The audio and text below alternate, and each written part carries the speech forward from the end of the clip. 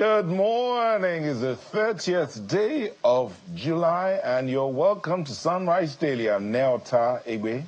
A very rainy morning here in the nation's capital. Good morning to you. Welcome to Sunrise Daily.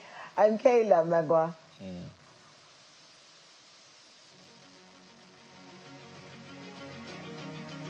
Oh yeah, and that skyline can be such a beauty.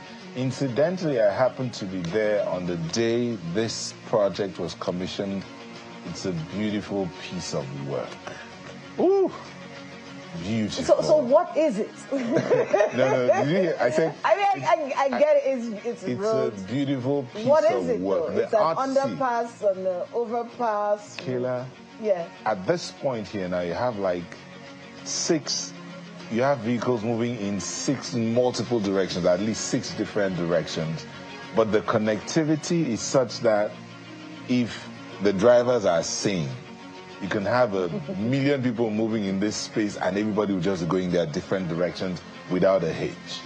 3 different ways. You go on top, you go under, underpass, overpass, whatever you want to call it, that's what it is. But it's the beauty, the intricate design of it, how it connects to each other. It is beautiful. And the graffiti on the wall, I think I've seen this before. So the graffiti on the wall did it for me. You know, was it part of the construction? That was They invited artists to come do graffiti. Artists came in there to do that, just to add to the beauty of the place. So on that day I got there, you could ask, people were out there. People just came there to take pictures. They were there to just watch and see, ooh, what a beauty. It was, it was just beautiful. And it's a beautiful thing when things like this happen. I had been to Adama, at Yola to be precise, before this project was done. And this particular roundabout, I can't remember the name again. This particular roundabout was this is called the Unity Bridge. Okay, what it was called before? I think it was Police This particular junction was a chaotic mess. You know, when you say there's mess and there's chaos. But when you hear chaotic mess, in terms of like the traffic situation there was horrible. But look at this. I wonder what the scenes are going to be from here if the protest. Is the protest going to hold in Adamawa? Kayla. I wonder what the scenes are going to be like on the 1st of August. Right now, Kayla, we both know that there are those who are calling for no protest and those who are calling for protest. And I know there are protests against the protests. Oh, come on. But we can all be at peace. Whatever the situation might be, when you see a good piece of work, it's good to say it's a good piece of work. I mean, if they're going to protest in Adamawa and they're going to walk around here, don't destroy it. You know? No. Even if just walk. You can chant, but just don't destroy it. Don't destroy the infrastructure. Just walk nicely, and the protests are not meant to be violent. And they're not. Do know that. Even those who are saying, okay, go ahead and protest, are saying no violence whatsoever. And if you find anyone who's trying to whip up violence, no, that it's not accepted. We don't need that in this country. We don't need it now. But beyond that, let's look at what's coming up today. What's coming up today? We have something. I think the IGP is meeting with one of those that are leading the protest. That's one of the things that's going to be happening today, and I know a lot of people will be looking out for the outcome of that meeting. What will be the fallout of that? This is going to happen. IGP meeting with Ebon Adegborua at the force headquarters today. It's ahead of the planned nationwide protest that's supposed to start off on Thursday or thereabout. I mean, I'm sure there's going to be some closed door at some point with this, because they do a lot of closed door meetings with the IG. But it's one that we're going to cover. We'll give you what we can. We'll give you what we're allowed to see. But that meeting with Mr. Ebon Adegborua, yes, a very important one there as we do this countdown to the 1st of August. To be or not to be. To be or not to be. We'll be fingers crossed with bated breaths, and that is how we're going to be getting that done. And then, of course, next we have some business also happening today, and we'll be getting that for you shortly, just so we can understand exactly what it is that is going on. And it's got to do with something we're going to talk about during the program today. expectations as the federal government directs crude sale in Naira. That might just be the clincher.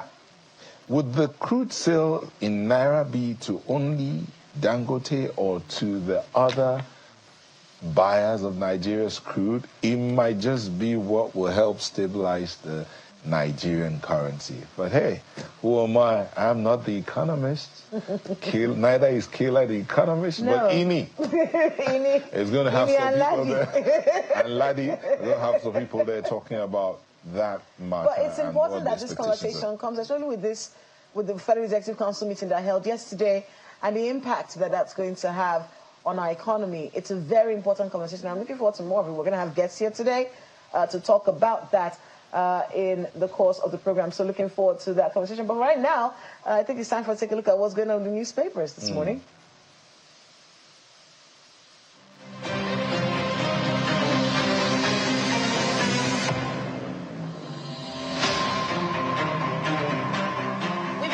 The newspapers this morning with the Nigerian News Direct and the main headline there: Senate to pass additional 6.2 trillion naira to fund new minimum wage.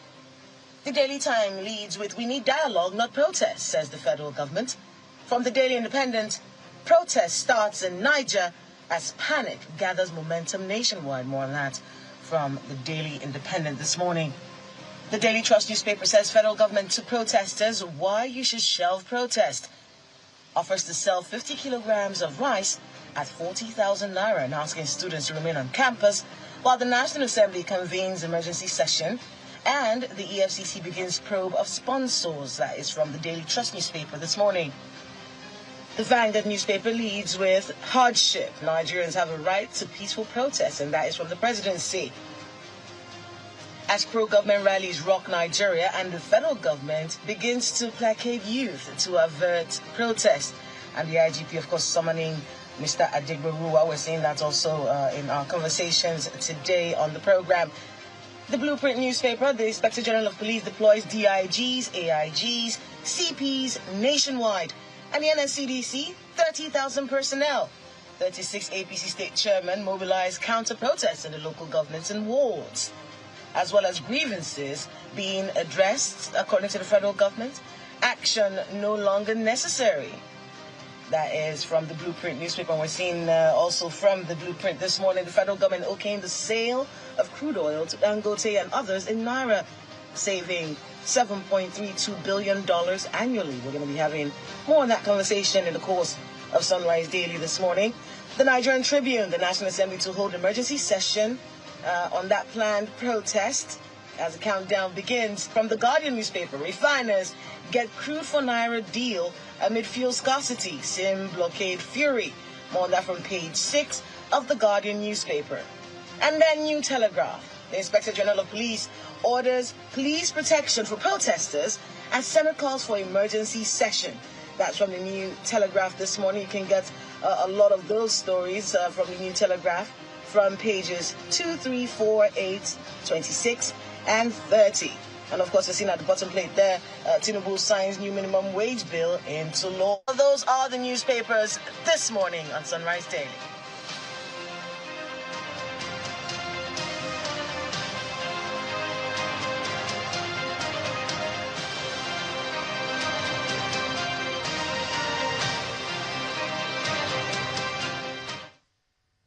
All right, so let's start off with some update. The Force PR Muyiwa Dejobi just sent a message right now, and he's actually trying to break down how many meetings are going to be happening today. And he says they're going to be having meetings with many interest groups and heads of security agencies today. So a lot of work for the Inspector General of Police. A lot of meetings happening at the Force headquarters today. Thank you so much, Mr. Dejobi, for that update. In addition to that meeting that we told you about and happening today as we move towards this planned protest. So let's get to these papers. Still talking about the Inspector General of Police.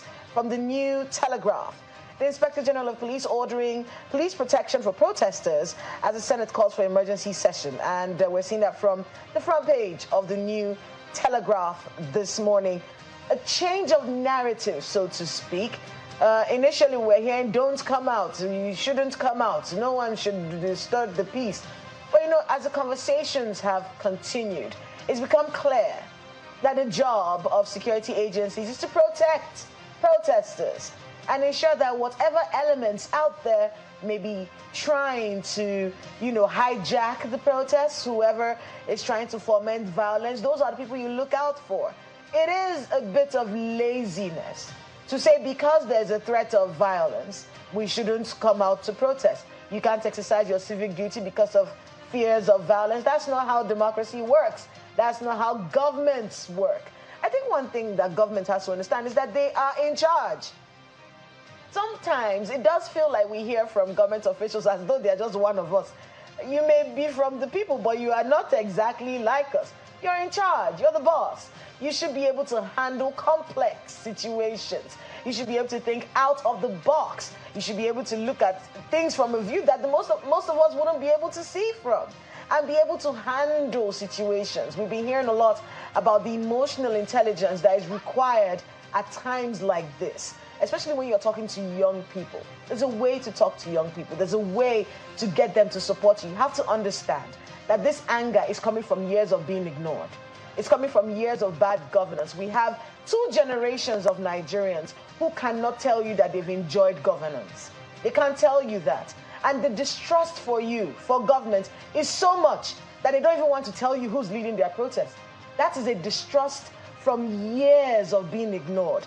Now you have a lot of work to do. We understand that the Tinubu administration is just a year and a few months in office, but then that's why you are government. You're supposed to be able to handle this complex situation. So now what is the job? To get these people to trust you, to get this generation. If not, who have you been leading? Who are you ruling? You have to be able to get young people, get Nigerians to trust you and listen to you and be able to negotiate with you as years go by. Narratives such as, don't do this, you can't do that. You can't talk to people who you haven't earned their trust yet. You can't talk to them like that. They will not listen to you. Nelson, what do you make of that story?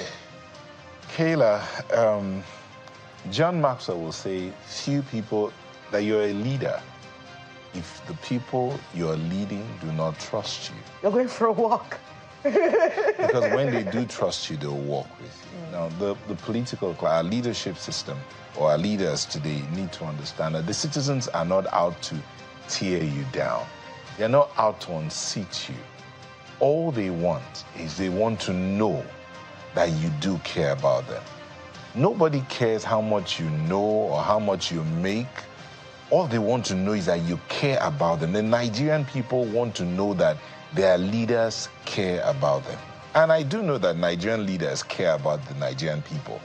Maybe they are not showing it enough, or they are not communicating that care well enough. Or what we're seeing doesn't show care. Well, that's what I'm saying. They're not communicating the care, the leadership, yes. You're not communicating the care you care for your people. You're not communicating it well enough. And please, it is not by giving out patents. No. The Nigerian people are easily led. Nigerians are easy. Someone said Nigerians have a problem with remembering. They don't remember things. They throw it into the sea of forgetfulness. The moment that challenge is taken care of, Nigerians will just take whatever you had done to them, throw into the sea of forgetfulness.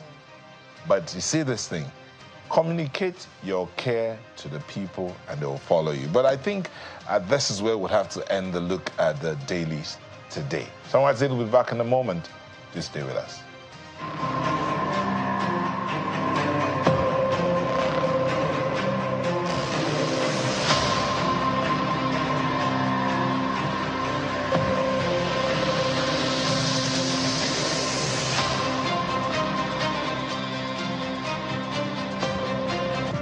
We are thrilled to have you on board as we chart the course for our next chapter. We're inviting you to take up your rights in full for 19 naira 75 kobo per share. From the 8th of July to 14th of August, take advantage of the chance to acquire one more ordinary share for every 2 shares in your portfolio. Visit www.theaccesscorporation.com to subscribe.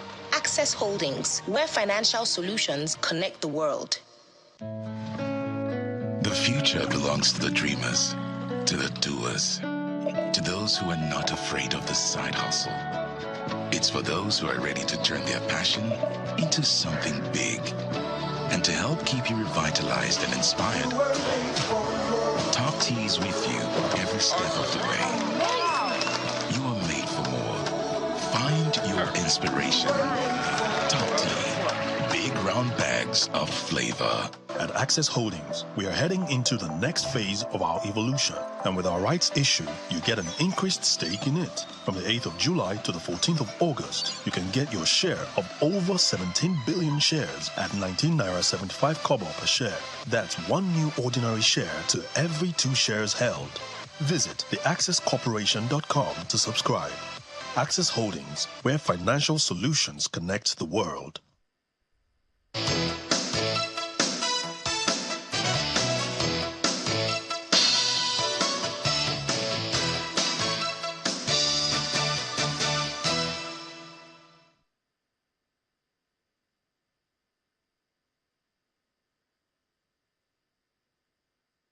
Significant player in the global oil industry, Nigeria has for years struggled at home. While citizens contend with insufficient products and queues constantly, the government confronts several issues such as corruption and mismanagement, infrastructure deficit, security challenges, amongst others. Recently, issues in the sector came to a face-off between a private refinery, Dangote Refinery, and government agencies, with accusations that private refineries were being starved of crude oil by the federal government. What is in the public space? At the Federal Executive Council meeting, a memo is considered to address some of these challenges in the sector. That's effective immediately, that NNPC gets engaged with local refineries. And we are starting that with Dangote Refinery, that the sales of crude oil to Dangote Refinery be denominated in Naira, and also the sales of refined products from Dangote Refinery to marketer and distributors also should be conducted in Naira. Some of the benefits of the initiative include reduced trade finance cost with annual savings of $79 million, stabilized petroleum product prices, reduced transportation costs, food price inflation, and positively impacting interest rates. Today, you may be aware that we spend roughly 30 to 40% of our foreign exchange today on importation of PMS that we consume. And in monetary terms, monthly, we spend roughly $660 million in these exercise. And if you annualize that, that one will give us $7.92 billion pressure that we have. With this approval today through FEC, led by Mr. President, this has reduced by minimum of 90%. The council also set up a settlement bank as a go-between. As a pilot, the council has approved that a settlement bank, which in this instance is Afri-Exim, should be the lead arranger. That will be the settlement bank, at least today, between NNPC and Dangote Refinery. This strategy is expected to eliminate government control and drive independence of the market.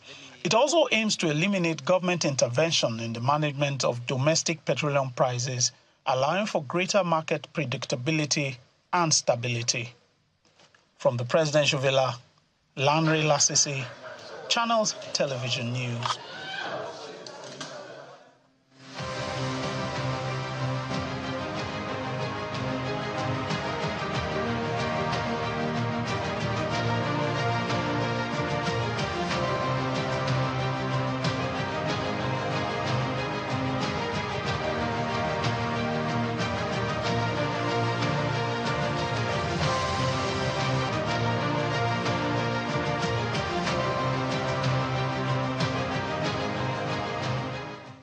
And indeed, that's where the conversation will start off, from that directive from the president to have Nigeria's crude sold to Dangote refineries and others in the Naira denomination. That's a conversation we'll be having today, and to help us get into this, we have Prince David Iweta, who's the National Vice President of NACIMA, Patron Sapele Chamber of Commerce and Industry. Thank you for joining us here. My pleasure. Yeah. Thank you. And joining us virtually is Dr. Ayodele Oni, who is an energy law and policy professional, joins us virtually. Dr. Oni, thank you for joining us. Thank you very much for having me. Let's start out with you. For instance, you are an energy law and policy professional. So tell us, this directive, what do you think the effect will be on the energy space? Okay, I think what it does is that it provides energy security to a large extent, because it then ensures that Dangote can buy crude and refine locally and sell locally, and cuts off, and other refineries too, and cuts off the logistics nightmare we've had with importation, and also helps us save 30.6% in 2022 was what we spent of our forex spend went on procuring petroleum products. So for me, it's energy security.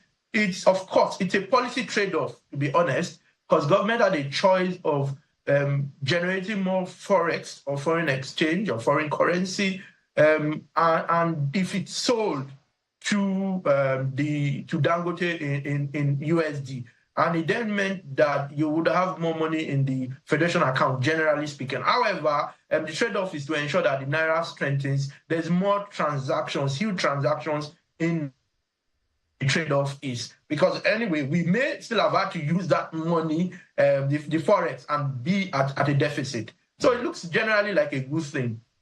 Okay, so the lifeline, some people have said the president has thrown out a lifeline to the Dangote refinery. You're saying that that lifeline is not necessarily to Dangote refinery alone, but to the economy generally.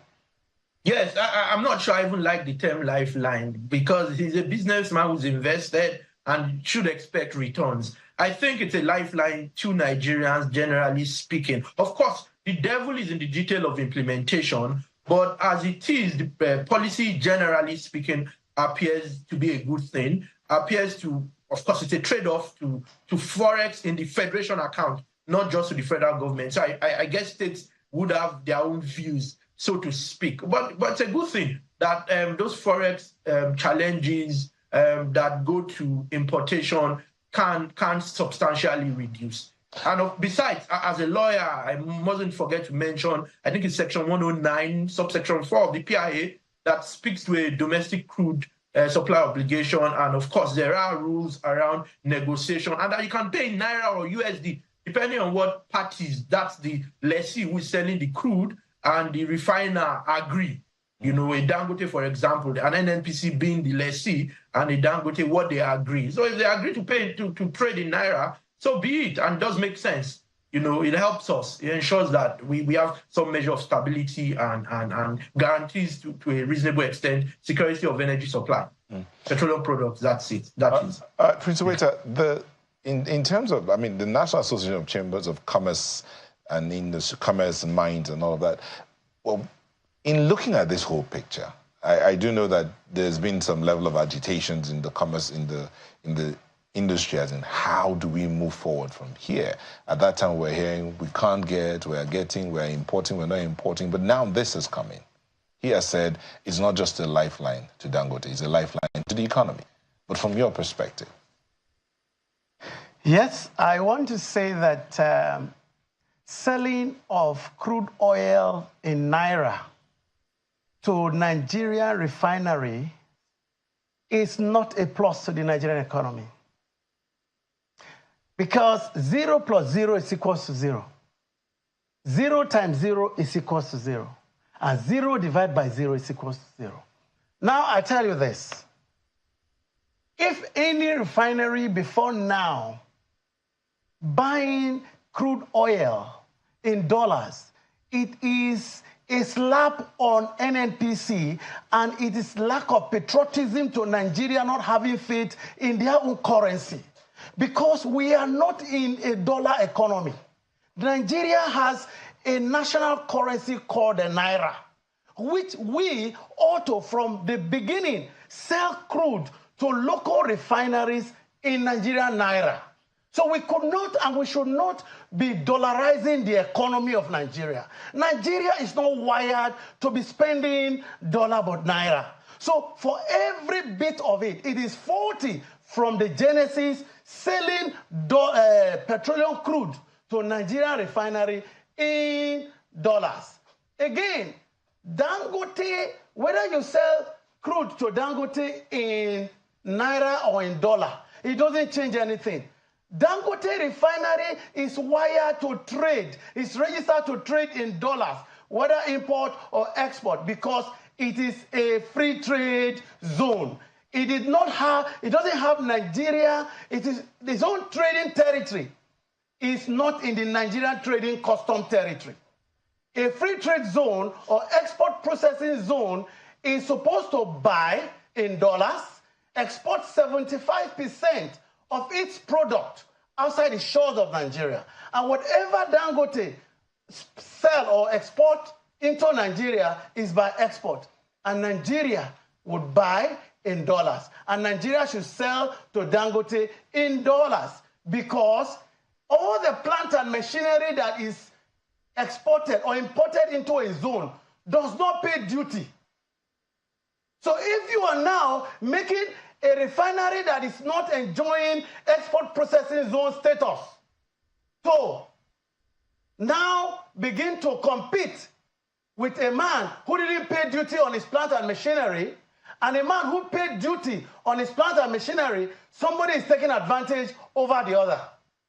Therefore, if you say today, I spent 2.5 billion naira in importing my equipment, and I paid 1 billion as duty, I'm having 3.5 as my overhead. But a man spent 2 billion and didn't pay duty, and you're now giving the two of them to become on a same plane to pay and enjoy the same incentive.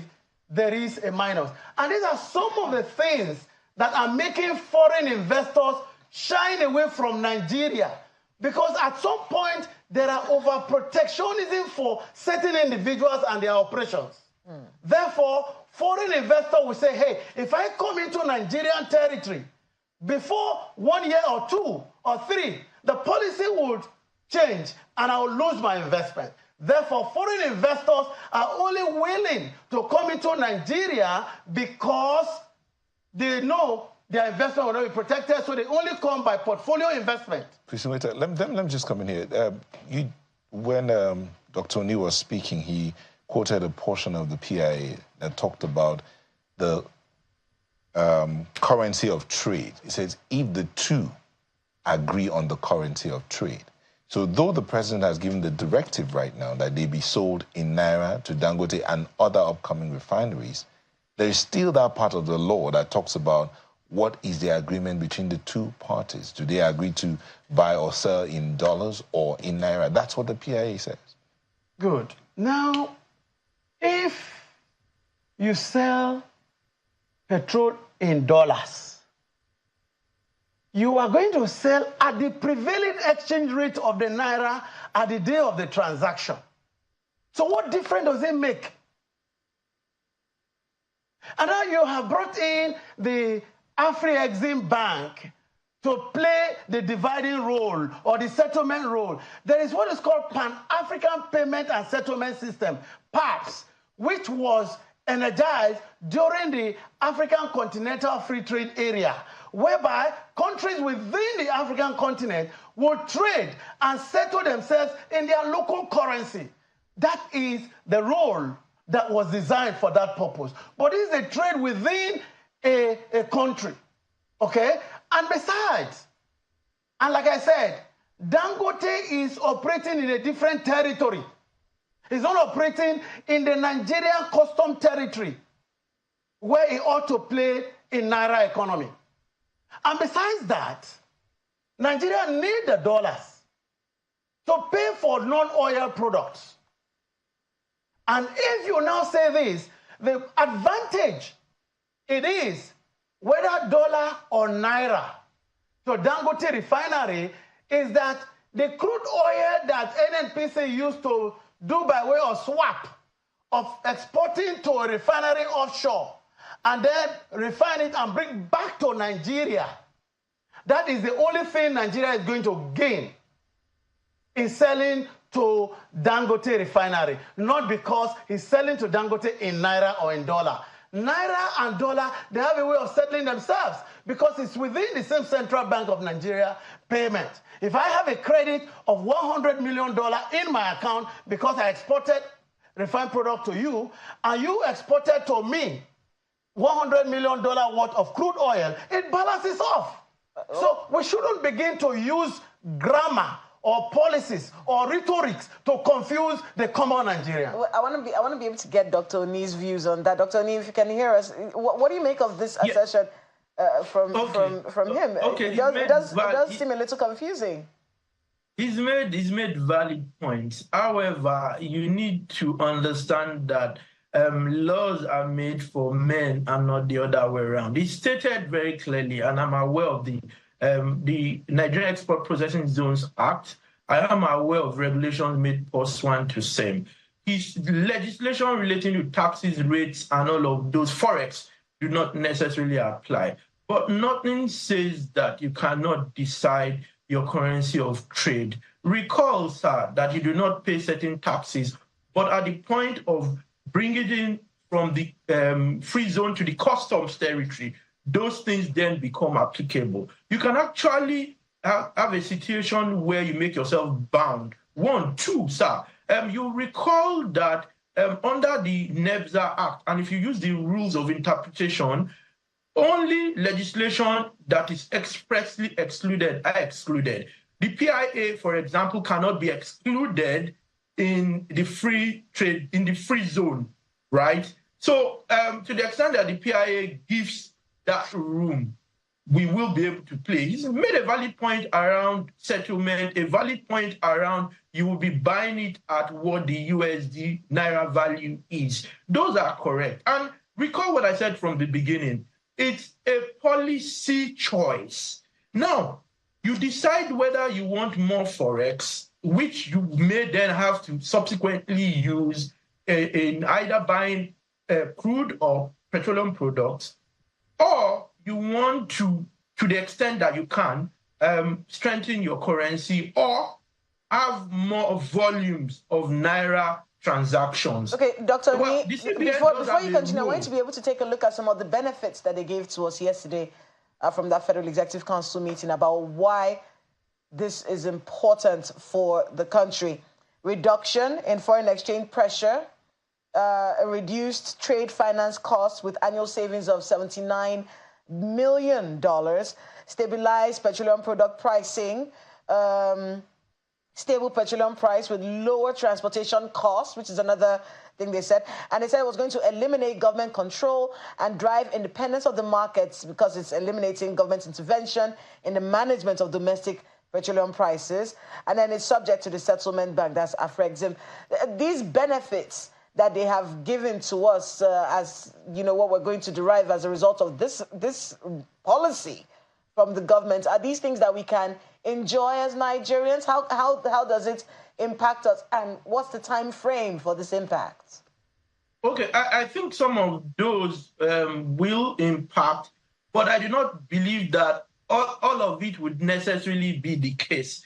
We seem to be very excited when policy decisions are made or policy choices. But for every policy choice, there are also downsides, right? So stability of the currency, ensuring that there's energy security, some of that will be the case. And some will not necessarily be in the immediate. And depending on how this policy is implemented, we need more information, to be honest. What are the guidelines? What's the process? Do you suspend fluctuation in the currency? How do you do settlement? All of those are important issues that need to be dealt with. Recall I said from the beginning that the devil is in the detail of implementation.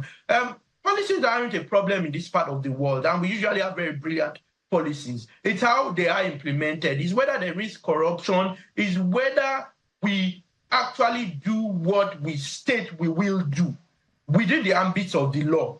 So the law does allow some of what the government is seeking to do. It's whether it will be properly implemented. If properly implemented, we will get some of those benefits. But I doubt that it's as grandiose or as absolutely advantageous as it sounded. But there are definitely benefits around ensuring that government reduces its expenditure for forex, right? In crude, because Dangote would definitely have to source for forex, and it then places some pressure on the naira. That I believe would reduce and energy of security. Prissy Weta is laughing. Prissy Weta is laughing at that thought. What are you thinking? Because when we heard all of this, we're thinking, okay, look at all the benefits that they're reading out for us. You don't think these are things that can happen? Because I heard you chuckle just a few minutes ago. Good. Now, when there is an already confused situation, today, petrol, PMS, is not sold at uniform prices across the states in Nigeria. And now, what is it NNPC can pointedly say this is the price of petrol in Abuja, in Lagos, in Calabar, in Sokoto per liter? Gone are the days of Petroleum Equalization Management Board, where there is a bridge to support the price differential of what is sold in Lagos and what is sold in far Sokoto. You have opened the trade for everybody. And therefore, when we're in the same economy, some people are buying products higher than others. So now, if today you want to say this is the pump price, with this intervention, what would now be the price? Because all of these things should cascade to a figure that the ordinary man can see at the pump price. It is not sufficient to roll out. It's sufficient to roll out several benefits, which confuses me as an ordinary businessman. All I know is naira and kobo. Look, we can speak grammar when we want to speak grammar to confuse people, but reduce it. What will now be, with effect from this action, the pump price would be in Lagos, in Calabar, in Sokoto, in Adamawa. What would have been a better policy in your view? No, in my view, the market is so long confused. In the sense that today you say you have removed diesel from control and it's deregulated. Okay? Are you now deregulating PMS? Because they now say it's not going to leave the hand of NNPC to the private operators to now control. And when you control that, there is going to be a gap between the locally refined petroleum product, which must be covered up by importation.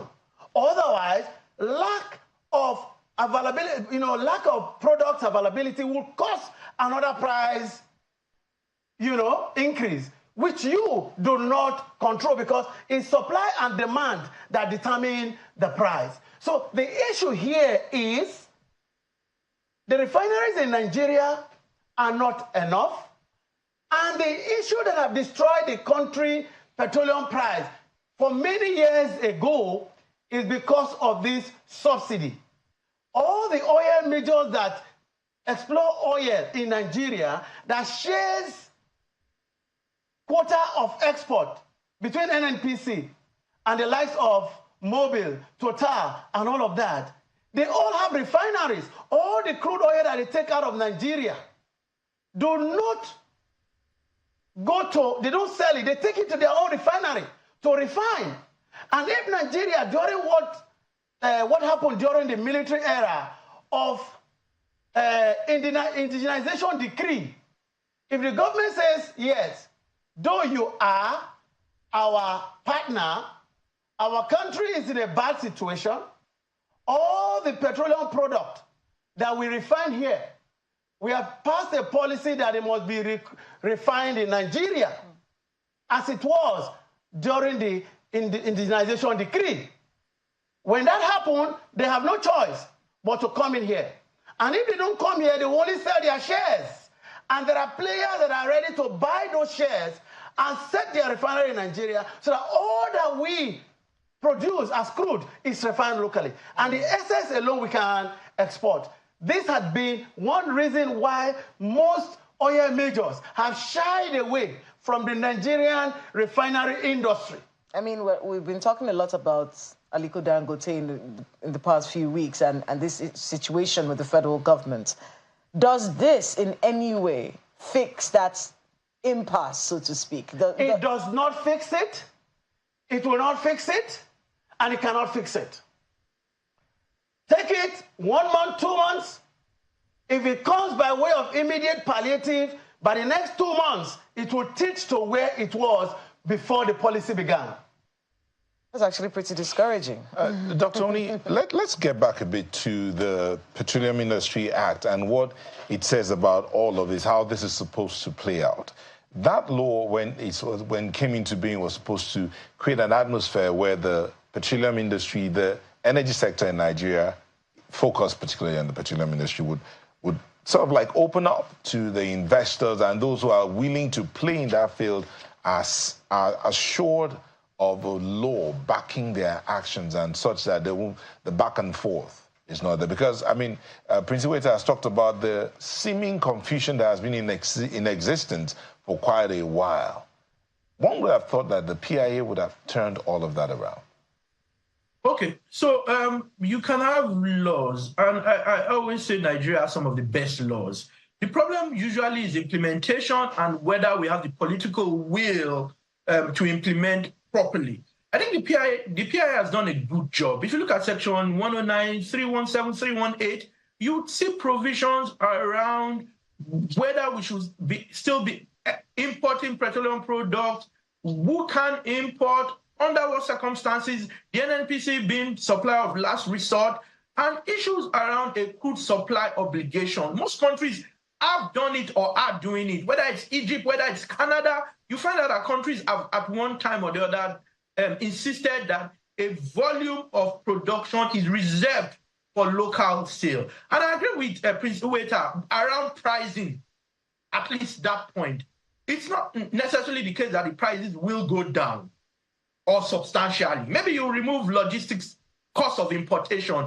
Other than that, if you want, because crude is an international commodity. So unless government wants to continue to give subsidy, even Dangote would sell at what the Naira equivalent of the international crude oil price is, or will buy, rather, at what that price is, unless government wants to give a subsidy or some discount. And there are debates about a 27% discount or so. Other than that point, it will be the same price because he will refine, add value, and then sell. He has to make a margin. He's invested, like he did say.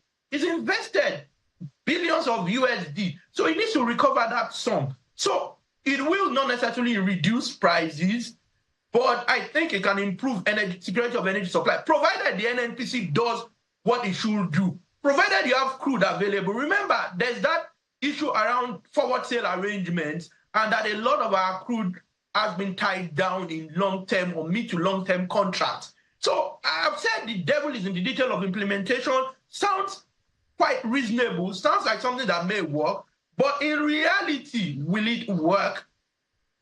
Implementation, political will, and ensuring that corruption doesn't take over the process. If all of these are not in place, it may well be one of the brilliant policies that do not see the right results.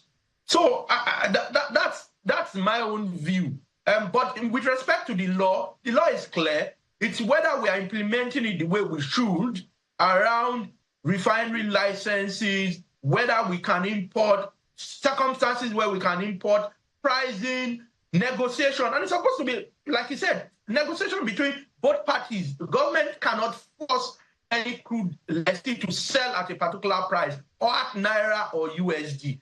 You know, you can encourage, you can provide incentives, but it says it's a negotiation, willing buyer, willing seller, as to what the currency of exchange should be. So the PIA hasn't done a great job. It's implementation and whether there's a political will over time, whether there's been. You know, one would have thought, staying with the PIA there, I'll come back to Prince Iweta to weigh in on this briefly, but Dr. Oni, the regulator is supposed to be NMDPRA, and that's for the downstream, and then there's another regulator for the upstream, which means the conversations that government is having with the NNPCL, should they be with the NNPCL or with the regulator of that industry based on the law? Okay, the interesting point is you'd have to appreciate that the NNPCL is owned by the government. And directly or indirectly, it also influences its board of directors. When the PIA says that willing buyer, willing seller, in fact, the regulator has issued guidelines around this conversation.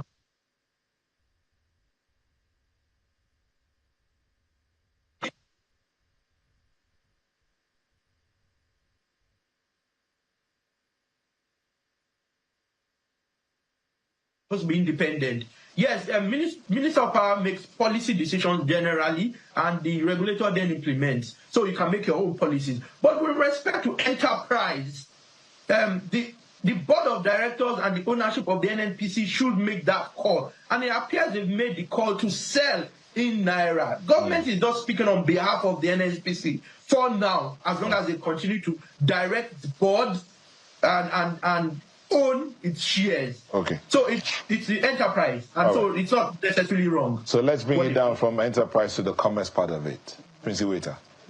Now, I asked those questions so that he clarifies on the legal side and the practicality of it all. But let's come down to the business side of it. In all of these things, how's it working out for both the petroleum industry players that are part of your organization and then the Nigerian people, the Nigerian economy? Well, like I had said, the petroleum operators have several segments.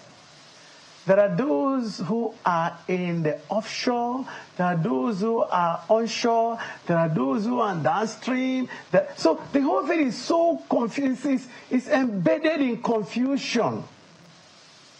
At times, this man will cross his line and go to another man's line, and this policy is conflicting with another policy. So all of this need to be reduced to a common, a common level of understanding that should not go above the summary of the size of an envelope.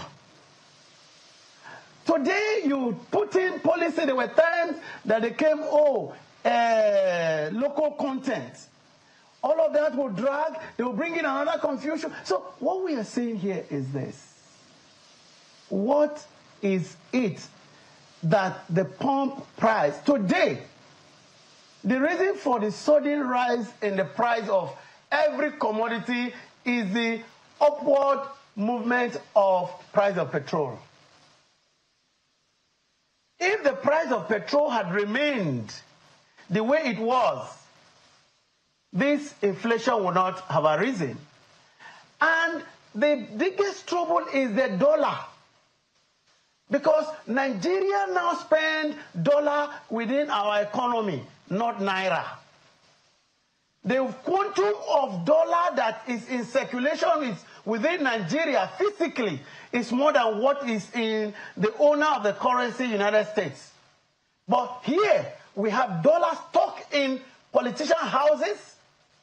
At Christmas, instead of giving Naira or cow, it's dollar they put in envelope to pacify or show thank you to those who have supported political activity over the period. So what I'm saying is that there should be outright ban.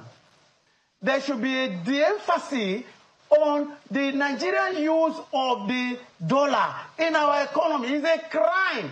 When we were growing up, traveling abroad, we have what is called Thomas Cook. Thomas Cook is a medium of buying traveler's check. And before you access traveler's check, the operator or whoever is organizing your trip will apply to the central bank with your passport and the number of the traveler's check. They will put it on your passport and they will stamp it. That's what you are entitled to. Today, the Central Bank of Nigeria sells dollar to Bureau de Change, who are sitting on the fence, doing nothing, making profit on the hard-earned dollar that Nigeria managed to procure from export of crude oil. And the banks have moved away from their traditional banking corridor of now concentrating on trading in dollars. And the dollar trade is what the government has said, for all the gains you have made in trading in dollars, over the year, come and pay 50% or refund 50% to the federal government. So an outright ban on these sorts of activities is what you're asking for. So what I'm saying is that the dollar should not be given to you and I physically in this country. It's a crime. I want to be able to bring us back to the petroleum industry. For the Nigerian who's listening to this right now, there are two things on their minds. Is this going to reduce the cost of petrol, and is petrol going to be available? Is that simple? The issue is this. The 450... Is this going to... It is not. I am saying it is not. Okay? If it will, tell me, show me how it will affect the sudden drop of petroleum price from what it has been to a lower figure. And what will it come to? The decision is known. There is 450 million barrels that is available to be sold. Okay? And it is now said it is starting from Dangote. Therefore, there is the imminent danger that the Port Harcourt refinery, the Warri refinery, when they come on stream and all have been going to one direction, pulling it back to meet these two become another challenge. Why you are not increasing your production. All right? Because the refinery, in its own inception, 650 million barrels, is above what is being allotted right now. So there's going to be a gap.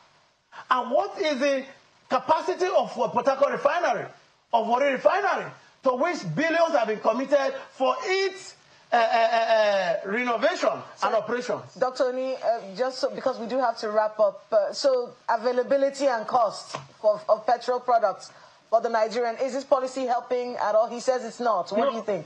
No, the policy won't necessarily drive down the price. I've said that unless government is going to give subsidy to Dangote or someone else via the NNPC, prices won't necessarily go down. In terms of availability, it goes to a number of other issues, like I stated. Are we going to be producing enough to be able to sell enough to Dangote? What's the volume we actually need in Nigeria? I think it will improve availability, but I'm not sure it will solve the problem completely. It will improve security of energy supply. Products should be more available, but unless we have sufficient production to be able to sell locally. Remember, there are forward sale agreements, not only by the NNPC, even the IOCs, the juniors, everyone is doing forward sale arrangements, right? Because many times it's even quite profitable for traders, the Trafalgarians of this world, and the other guys, Shell, Western Trading, all of these guys, it's profitable. So they've done many of these guys have done forward sale arrangement. It's whether we are able to encourage and have policies that allows us to produce more. If we do, then it then means that there will be more sufficient quantities available for domestic use. Also because there's a crude, there's an obligation to reserve particular quantity for domestic sale. But in terms of pricing, I do not think it will do anything. Maybe very minute, not substantial change in pricing, unless we want to make crude a local commodity. It's an international commodity, and it's the international price that determines what you even pay locally, whether or not you pay it in USD or in your local currency. That's my view. Well, I think this is a good place to... No, I think there are points I wanted to make. Just one. You have like 1 minute to go. Yeah. Well, I think the biggest challenge that Nigerians have as a country is our inability to provide job for the jobless Nigerians. Job creation, and job creation is the key issue that will eliminate kidnapping, terrorism, and banditry. Because we have, army of unemployed youths that we have that is terrorizing this country. It is even worse than the banditry those who have signed into banditry, kidnapping, and terrorism. And if government must solve that, today all the regions have now gotten their development commissions. What are they doing with this money that comes directly from the federal allocation to those commissions like the NDDC, the Northwest or Northeast Development Commission? They should have a target. Mr. President, tell them, please, you must provide 50,000 jobs or 100,000 jobs with this. Federal government should provide employment. Is it 1,000 jobs per state? State government, 500 jobs per state. Local government, even 20 or 30. Commissions, credit. Look, I can tell you, this is an employment opportunity that was created by Senator Simon Lalong while he was the Minister for Labor and Employment. That will give employment to 500 unemployed graduates across the 36 states of Nigeria, including FCT. I think Mr. President should invite him at this period. Hey, Senator, Minister, you have a program that you left with Labor that was approved, ready for implementation. Within 30 days, you will absorb 18,500 unemployed graduates or 37 unemployed graduates across the country that will go into direct manufacturing, and they will be paid every month 150,000, and at the end of training, they will earn over 25 million naira each in 3 years. Thank you, Prince Iweta. Prince David Iweta is the National Vice President of NASIMA. We do hope that government heard you there so that project is not lost. And Dr. Ayodele Oni joined us virtually. He's an energy law and policy professional. Thank you both for sharing your thoughts with us this morning. But we are running late to dash into the business studio where Laddie Williams is standing by, and I'm sure he'll still talk about the job creation bit and all that's going to happen with this sale of crude to Dangote. Laddie, over to you.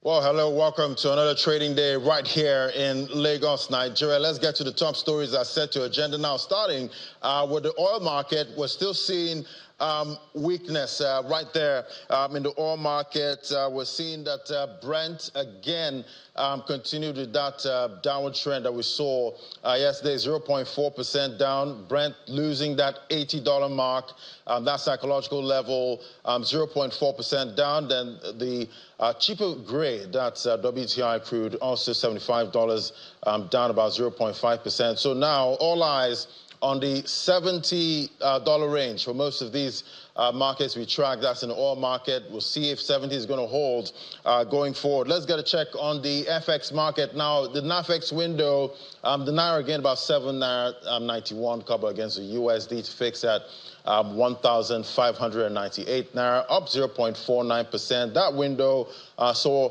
appreciation, while we see NAFEM. Yeah, that's where the action is breaking that 1,600 psychological level, 0.13%. Going deeper, higher at the close yesterday. Definitely, we did see intervention last week, but that's not reflecting yet because of a lot of demand right now.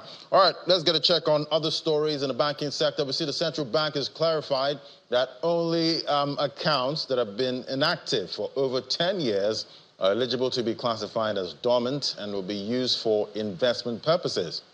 The financial market regulator made this known in the most recent guideline posted on its website, where it stated that a dedicated office will be created to manage dormant accounts and unclaimed balances. The guidelines specify that eligible accounts for dormant status includes current savings, term deposits in local currency, domiciliary accounts, deposits for shares and mutual investments, prepaid card accounts, and wallets and government-owned accounts.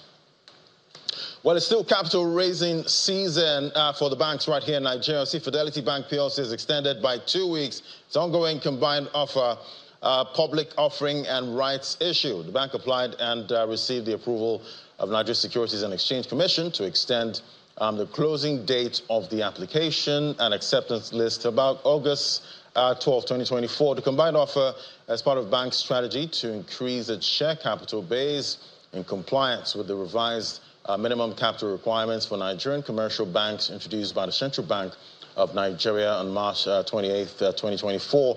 Under the rights issue, 3.2 billion ordinary shares at 50 kobo each are offered in the ratio of 1 new ordinary share for every 10 ordinary shares held as of January 5th, 2024 at 9 naira 25 kobo per share. And to other matters, the Minister of Information and National Orientation, Mr. Mohammed Idris, believes that there's no need for the planned nationwide protest, maintaining that most of the demands of the protesters are being addressed. The minister stated this while addressing State House correspondents after the Federal Executive Council meeting in Abuja. Mr. Idris revealed that the council meeting deliberated on the protests and concluded that the issues are already being addressed. Take a listen. The position of the Federal Executive Council is that most of the demands that the protesters are making are actually being addressed by the federal government. And therefore, it is the view of government that there is really no need for the protest again. Indeed, the president is already protesting on their behalf by doing those things that they want a government to do. For example, the effort that government is making in ensuring that food is being made available. There is also rice that is being sold at about 50% of its cost. Centers have been created so that those who need this rice can go there and buy this rice at 40,000 naira.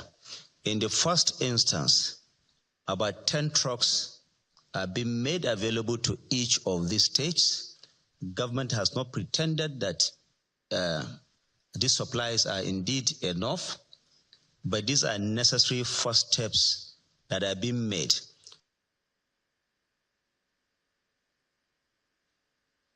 And definitely now for the commodities market update, we see what's happening right there in Nigeria's oil and gas industry. We have the FG directing the NNPCL to sell to domestic refineries in Naira, that's selling crude in Naira. That's the hot topic right now. Let's bring in Teve Kumeka, research manager at Financial Derivatives Company. Hello, Teve. Great to have you. Good morning, Ladi.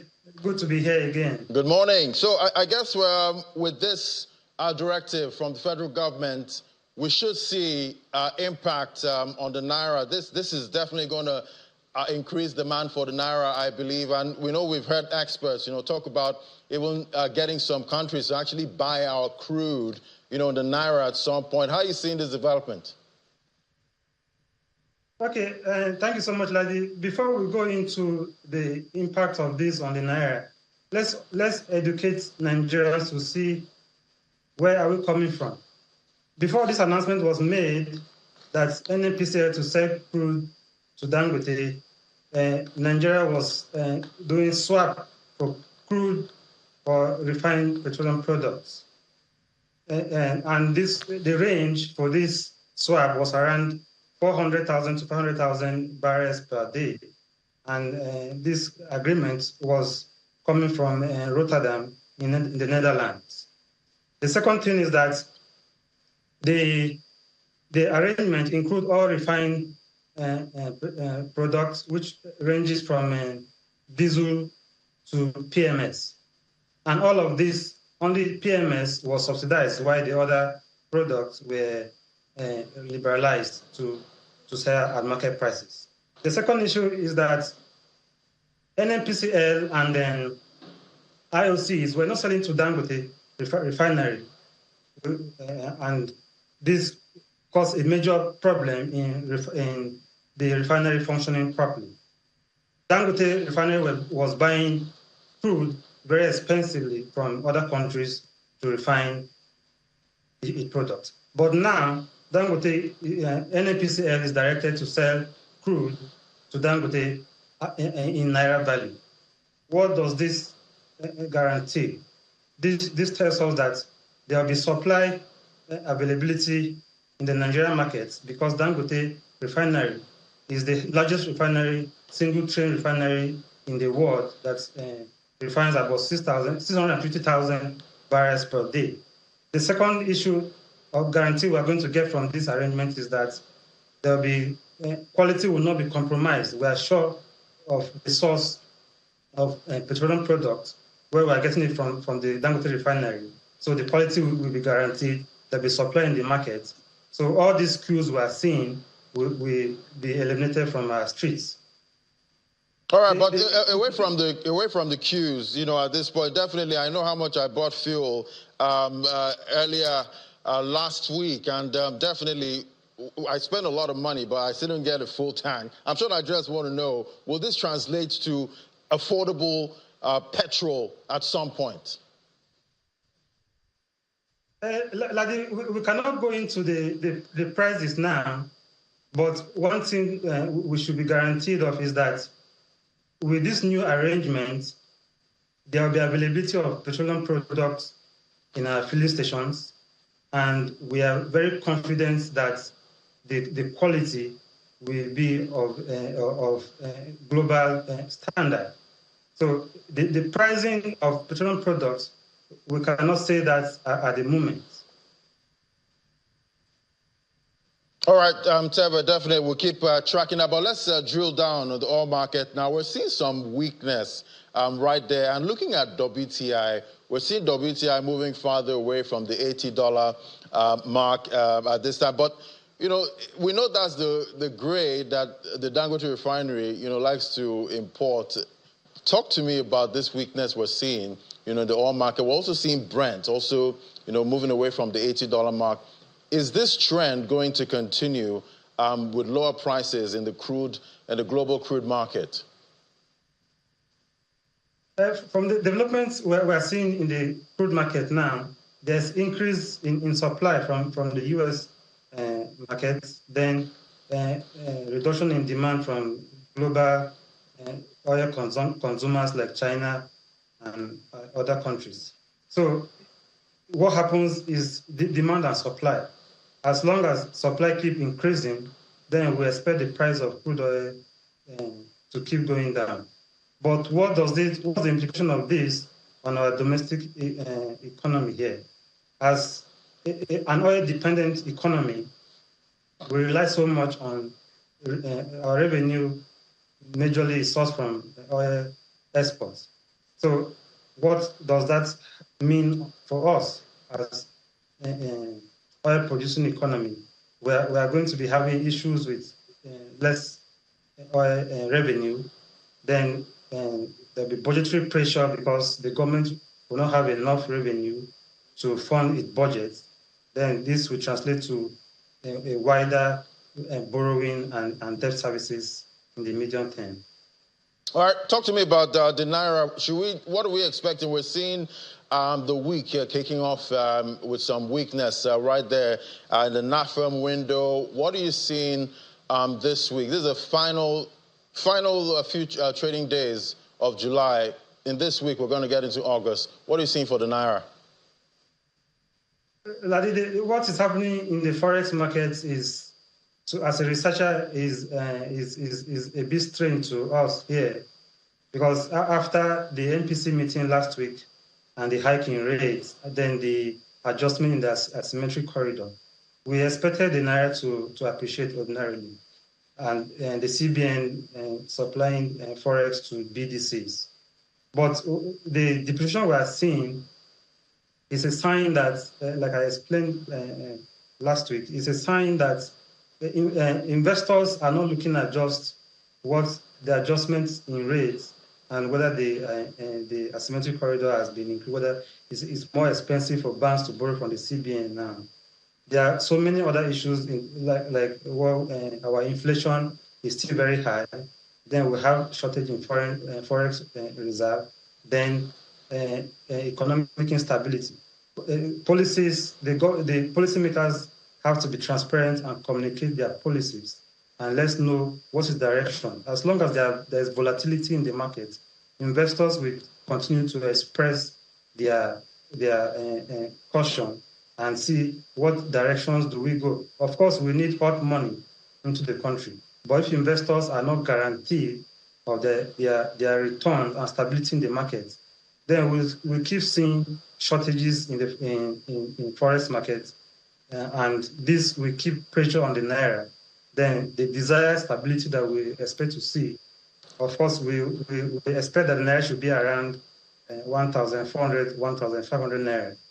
But until we are sure of, we are decisive about our policies, then it's difficult to achieve that stability. Right, I guess we still have to keep managing investor sentiment, both locally and internationally at this time. But thank you so much, Teva Kumeka, the manager research at Financial Derivatives Company. Thank you so much. Thank you very much, Larry. All right, we'll take a quick break now. When we come back, we head straight to the financial services sector. We'll get a check on what to expect right there. That's the moment. Just stay with us.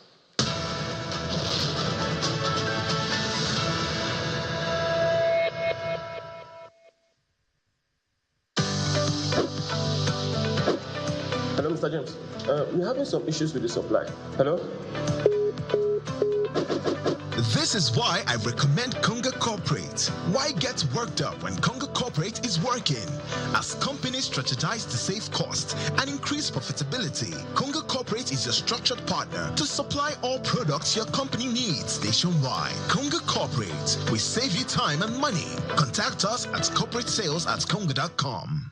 End your power struggles with iPower Solution. Inverters, solar panels, and batteries. With hybrid inverters ranging from 1,200 watts all-in-one to a whopping 500 kilowatts. iPower is designed and produced by certified renewable energy experts from 5 countries in partnership with Zynos Technologies, specifically for Africa. Durable and cost-efficient power solution for your home, small offices, and large enterprises. What you see is what you get. Order now on Congo.com or any of our authorized distributors for same-day delivery in most cities in Nigeria. Terms and conditions apply. iPower. Empower tomorrow. Today. Hello, Mr. James. We're having some issues with the supply. Hello? This is why I recommend Conga Corporate. Why get worked up when Conga Corporate is working? As companies strategize to save costs and increase profitability, Conga Corporate is your structured partner to supply all products your company needs nationwide. Conga Corporate, we save you time and money. Contact us at corporatesales@conga.com.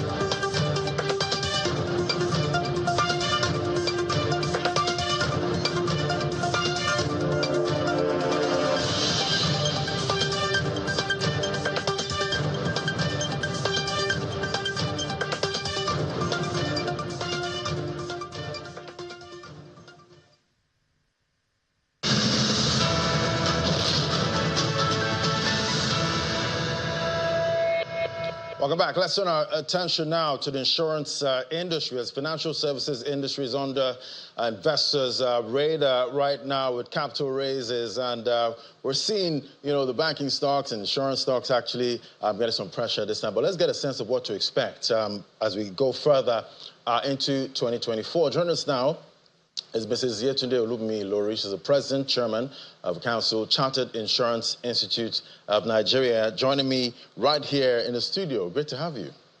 My pleasure being with you, Williams. Yeah. So, first of all, congratulations on your appointment, and definitely I want to know how it feels to be the 52nd president of an organization that's over 60 years old. Well, 65. 65? Well, awesome, I'll say. It's a privilege, because not everybody gets there.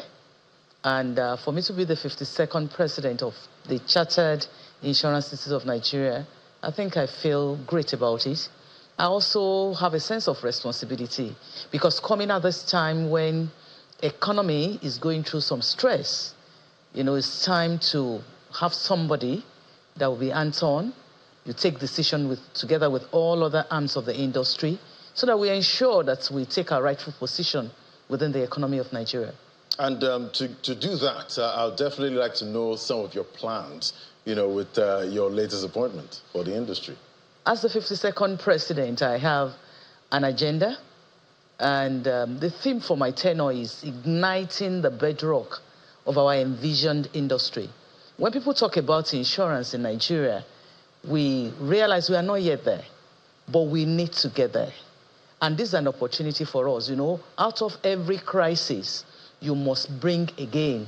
So it's time for us to sit together, strategize, and see how insurance industry can be repositioned. And this is happening across all tiers because, for example, at the assembly, during the night assembly, we were not able to get out a reenactment of our law that has been existing for over 2 decades.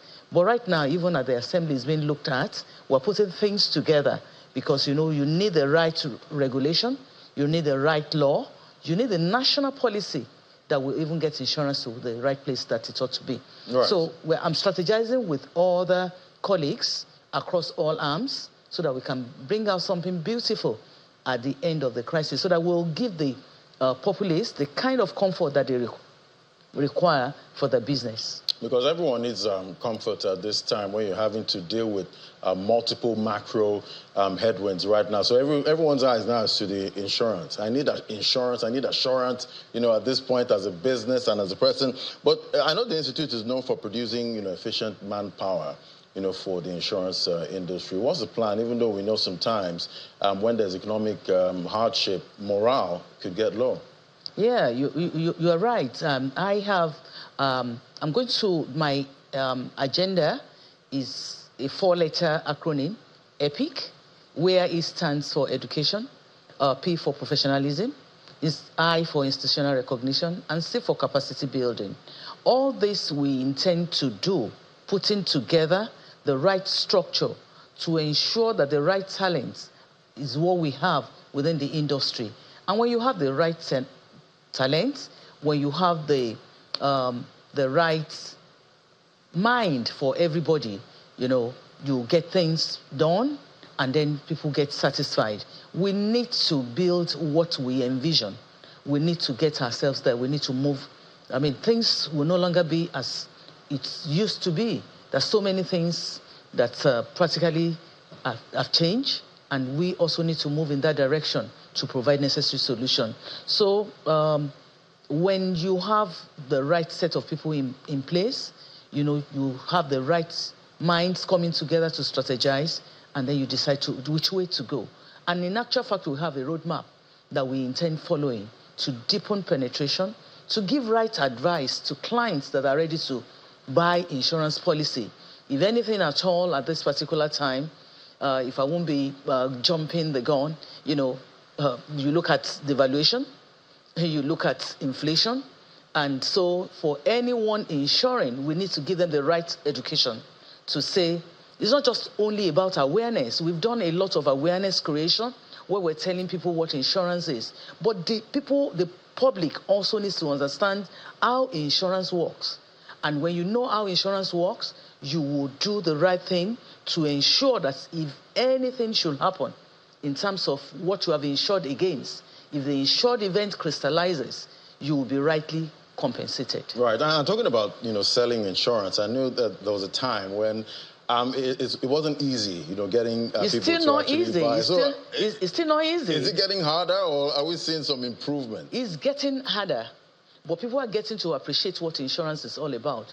What I mean by it is getting harder is, disposable income is not, insurance won't be the top priority, but at the same time, you need to know that you need to safeguard yourself in order not to run into trouble, because that could be the end of some businesses. That could also be the end of some lives if you do not take the appropriate step. to be rightly insured. And talking about trouble, you know, how's your industry looking at this possibility, you know, of protests? Because we know when there are issues with, you know, cost of living crisis, you know, people get edgy, you know, at this time. How's your industry looking at, you know, protests at this time? Honestly, it's not, yes, protest, but we have to qualify it, you know, either positive or negative. The negative side of it is what we don't want. There's nothing stopping people from expressing themselves legally within the ambit of the law. But when it gets to a kind of destructive protest, that's what we don't want to have. We had a terrible experience during NSAS, and we do not want same to be repeated. And so, I mean, at that time, we paid claims up to the tune of about 12 billion. And that is for the people that are insured. A lot of people were not insured, and yet they suffer losses, and they had to bear themselves. It's nothing we pray for. We don't want things to get out of hand. So if it ever gets to happen, we will just, I mean, encourage the law enforcement agents, the people that are in charge, do it peacefully so that we can get the result. You don't have, I mean, there's no point destroying lives and destroying businesses. People are struggling, so we shouldn't inflict more injuries and, you know, set the entire country ablaze. We don't need to go, I mean, set the country ablaze just because we want to get a solution. But the people should express themselves. I mean, I don't see anything really wrong in that, but it should be done legally with the right approvals, with, you know, right guidance, so that the voice of the public should be heard, and then something should be done. And right. I think we need a lot of cool heads exactly. At this point. Exactly. All right, talk to me about sustainable decisions you intend to make, you know, as a president, you know, of this institute, and what we expect, you know, under your tenure going forward. Knowing that about 51 persons have gone, ahead of me, I intend to build and sustain with the ideals that they have put in place. Because actually what CIN, that is the Chartered Insurance Institute of Nigeria, stands for, is we determine the standard of knowledge and skill that people should bring into the profession. So I intend to build on whatever they have done to ensure that, you know, I've mentioned about the public education, you know, just so that people know their rights, people know what they're buying, people know how to buy, and to pay for the right thing, you know, all sorts of education. We want insurance to be the pride, you know, the first choice on anybody's mind, because without adequate insurance, even the economy cannot go the way it ought to go. So the other thing that I want to do is I want to raise the image of the institute itself. I don't know how many people know about us, but yet we're doing tremendous things, you know, churning out talents that even, I mean, not just for the country. Some people go out there, when you get to Canada and you present our certificate, it gets to some exceptions. I'm not saying people should jackpot, but I mean, that's the reality of the moment. But I'm saying the skills that I want us to build is supposed to be such that within our country, Nigeria, you know, we're first class. And wherever we go, we compete equally with our counterparts anywhere. You know, then professionalism is something that I would love. I don't want insurance to be like a beggarly business. I get to you, it's like you are doing me a favor. Whereas I'm the one giving you the necessary cover to ensure that your business goes on. You know, I want, you know, that level of confidence to produce people that can stand up to anyone and then say, this is what you need, this is what you need to get, this is where to get it, and you are getting it. And then another thing is, a lot of companies are doing very well in the market, but nobody gets to recognize them. So my I in the EPIC stands for institutional recognition, where people are being awarded, where they're being put out there so that people know that, oh, for this kind of business, this is where you should go for. Another thing that I want to do, people talk about capacity. We do not have it all, you know. So there's some kind of disciplines that we still need. Actuaries, we have the debt of actuaries, whereas they're the ones to help our business and help our business decision. In terms of aviation, marine, these are areas where we need technocrats, and we intend to possibly partner with other institutions outside the shores of Nigeria to get us there. And we do wish you the very best as you carry on this responsibility. Mrs. Yetunde Olubunmi Lori, President, Chairman of Council, Chartered Insurance Institute of Nigeria. It's great having you on the show today. Thank you so much. My pleasure. All right, now, so let's get a check on what's playing out in the markets. At this time, see Total Energies Marketing Nigeria PLC reported a pre-tax profit about 13.7 billion naira for the quarter ending June 30th. We know most of the earnings rolling in, and they're rolling in really fast at this time. Some disappointing, some looking really good there. But we see Total Energies with revenue up about 86%, 260 billion naira. But cost of sales, we saw that rose compared to the corresponding quarter. Then we also have Seplat Energy earnings also for the second quarter. Revenue for Q2 2024, 306 billion naira compared to 126 billion naira in the corresponding period. We also see cost of sales that actually rose. We're seeing that trend with most of the results coming out. Cost of sales actually going up. Then operating profit, that also went up by 162 billion in the second quarter of 2024. So definitely we still have more earnings rolling out. We'll keep tracking them. But for the local boss, yesterday, I will see there was weakness again. We're kicking off the new week, even though last week it was negative. That's for the whole trading week last week. But definitely we'll keep tracking to see if there's some kind of catalyst that can come out in all of this. And maybe we'll see the bulls coming back to play right there at the local boss. But that's it from me on Business Morning. I'm Ladi Williams to give you a summary of the close later on today. I hand things over now to the Sunrise Daily team.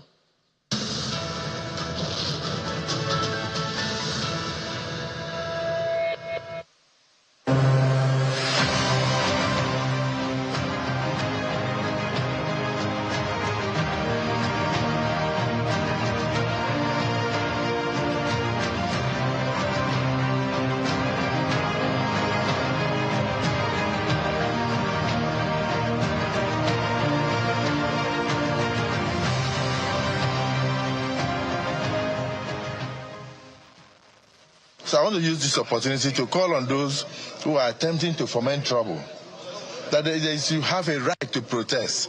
It's your fundamental right. It is there in the Constitution, but you don't have a right to destabilize the country. The right to protest should not be turned into a right to unleash violence. It's very clear that people who are already very amorphous, very faceless. So what it means is that people are preparing to loot and go around and do all sorts of things. Where we are today was not caused by 1 year's administration. It is the outcome of years of insecurity. Many people could not go to farms for almost 10 years and all that, and the president has risen to the occasion. I'm excited that, yes, indeed, the government is doing what it should. And we, the leaders in the National Assembly, we are touching our various constituencies. So my appeal to the Nigerian youth is do not allow any group to mislead you politically. People who probably did not have their fortunes in 2023 election are thinking they can come through the back door. That will amount to anarchy. Any destruction of any property will cost Nigeria money, and we don't have the money. Instead, let's put the money in developing you and developing your environment instead of going to rebuild. The position of the Federal Executive Council is that most of the demands that the protesters are making are actually being addressed by the federal government. And therefore, it is the view of government that there is really no need for the protest again. Indeed, the president is already protesting on their behalf by doing those things that they want a government to do. For example, the effort that government is making in ensuring that food is being made available. There is also rice that is being sold at about 50% of its cost. Centers have been created so that those who need this rice can go there and buy this rice at 40,000 naira. In the first instance, about 10 trucks are being made available to each of these states. Government has not pretended that these supplies are indeed enough, but these are necessary first steps that are being made. Welcome back to the Sunrise Daily Studios, and our conversation shifts to the planned protests that are supposed to kick off on the 1st of August, to be or not to be. To join this conversation today, we have Mr. Tunde Bank Anthony, who's a member of the All Progressives Congress and the former Director General of the Sports Commission in Lagos. He joins us virtually. Mr. Bank Anthony, thank you for joining us. Thank you for having me. Good morning, and good morning, Nigerians. There's been a lot of talk about this protest. Someone said to me yesterday, it says, there are those who are protesting against the protest, and then there are those who are protesting for the protest. At the end of the day, there is protests everywhere. But hearing from the government, I mean, this President of the Senate talks about the fact that advising Nigerian youth not to let themselves be used by anybody to destroy anything. And then the Minister of Information talking about what the government is doing. But in all of this, would you say the Nigerian people are not hearing the government? Or is the government not speaking loud enough? Well, thank you very much. And you know something, right? There's a lot in communicating with people. You should know how to communicate with people. And I tell you for free, the way the Senate President spoke yesterday, it was so arrogant for nothing. For you, in your environment, in you. Are you not part of this community? But I mean, people like that, I mean, one should just ignore him. Because the last one he did in the Senate, he came back and apologized to that honorable senator as well. Let me just go straight to what Ajuri said. Who is the legitimate man of the president? I don't know if you have that recording on TVC yesterday. He is the spokesman for the president, and he spoke absolutely so well. He spoke the way the president would speak. For me, all those rabble-rousers should be just keep quiet. Those one they are trying so much to intimidate. They want the violence more than the people they are accusing. Ajuri came and said the president is a Democrat, the commander-in-chief, understand me? He will never go against protest, but the peaceful protest. That means a lot to people. Somebody people went as far as saying that this may lead to a coup. Do you understand me? Even a soldier man came out and talking about the protest.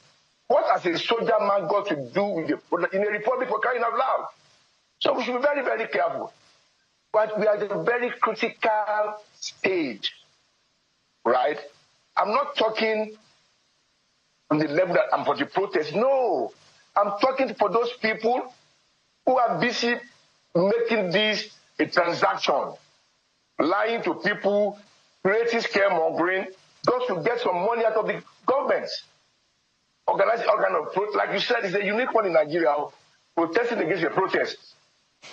Everything is about what do we get from this thing. That's the bottom line. That is the bottom line.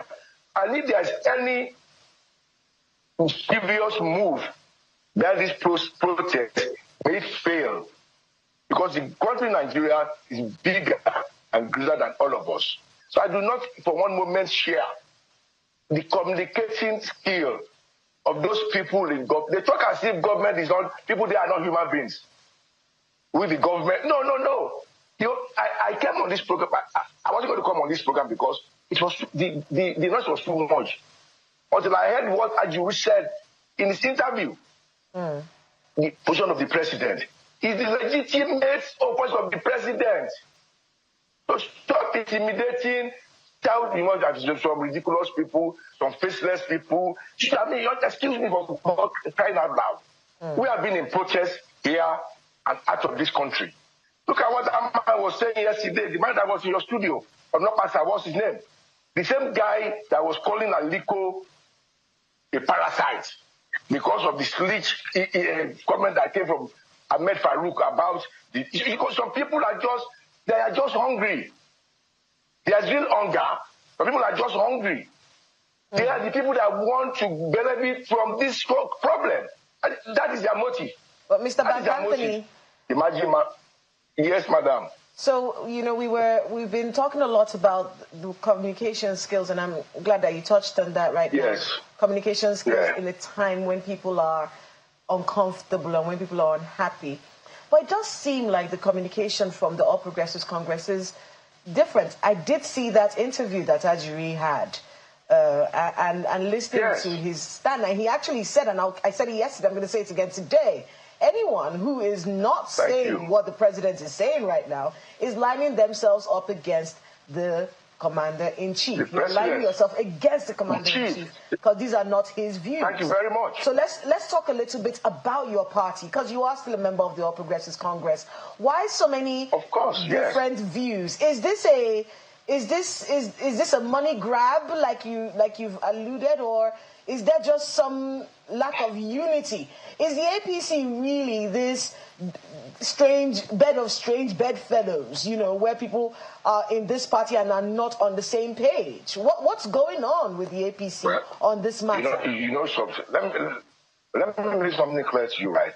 This is purely a government matter. You understand me? The government and the citizens. It's beyond party divide. It is beyond a party thing. And views will be different. You understand me? Views will be very different. Because, like you said, look at the way some people are talking. You understand? People who are supposed to be able to communicate to the people, right? Everybody, the way they are looking at things, right, is like, oh, the president does not want this thing, no, so let's go out there and break all doors because the president does not want it. Did he tell you that? Did he tell you that? He has protested over time, right? He has seen the results, right? He's a Democrat. So, but when all these fit columnists, the way they start and the way they talk, it is just scary. You would think the president is one directing them. Do you understand me? And they talk with a lot of arrogance, as if, oh, they're going to loot, they're going to do this, they're creating panic in people. We knew what happened. They refer to EndSARS. EndSARS should be a model of a protest anywhere in the world. I'm telling you, I will say that. But what happened at the end of the day? What happened at the end of the day to the EndSARS protest? Who came for who? What happened? I mean, I saw a video trending yesterday of a lawyer, Femi Falana, when he said, don't let's forget, don't let's write history. And that is the truth. That is the truth. But the point is that we want to believe that, EndSARS started with riots, with looting, with everything. So please, for God's sake, I don't think there's an intention. There will be an intention.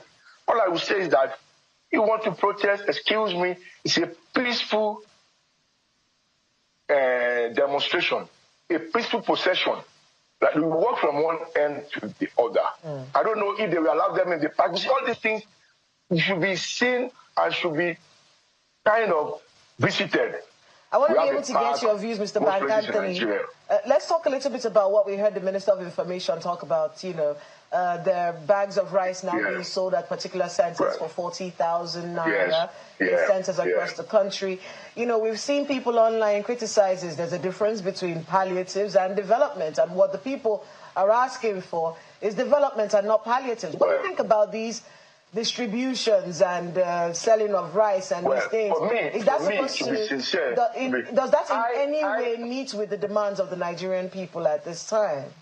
Well, you see, what I will say to that, I said in an interview last week, if palliatives, I don't believe in it, to be sincere. With the way government works. But for the prices to go down to 40,000, that is a good deal. For me, if you want to eat rice now, which was 100,000, it's now 40,000. So some people, for me, it's not acceptable that we'll be giving people 2 cups of rice. A family of 3 could buy a bag of rice for 40,000 and share it between themselves.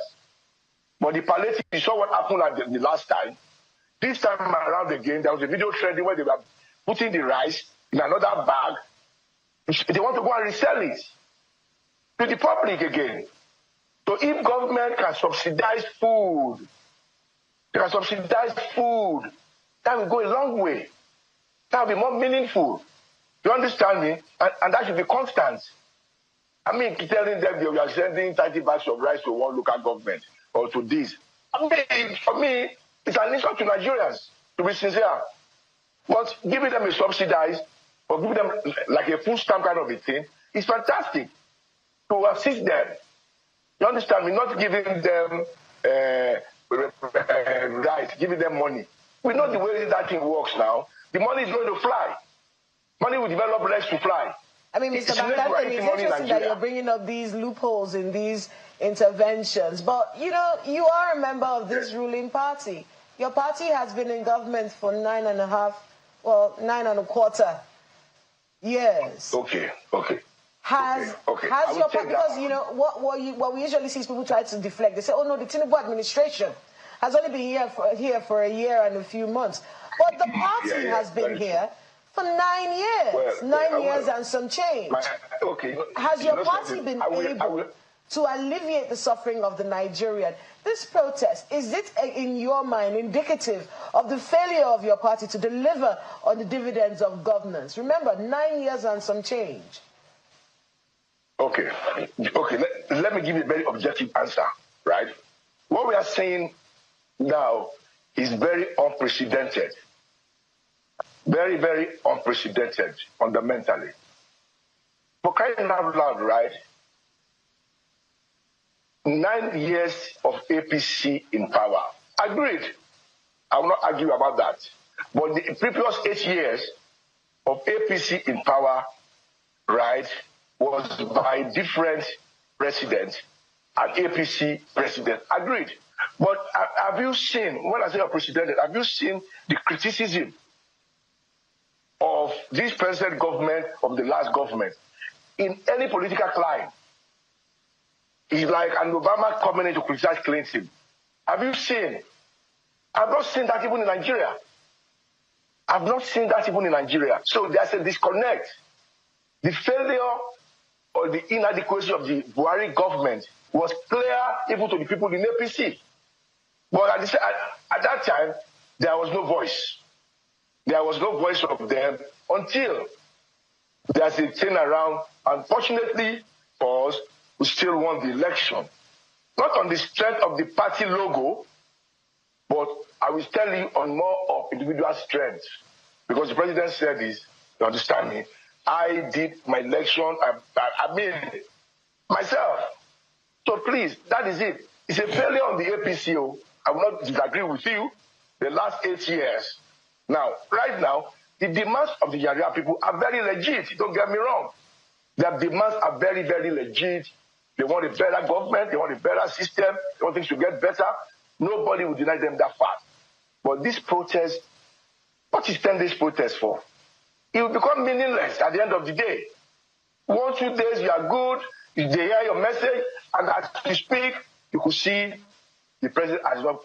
You know the one thing good I like about this thing, I now come to appreciate and respect the NSA more, who is in charge of security, who is not talking anyhow, and the chief of staff to the president.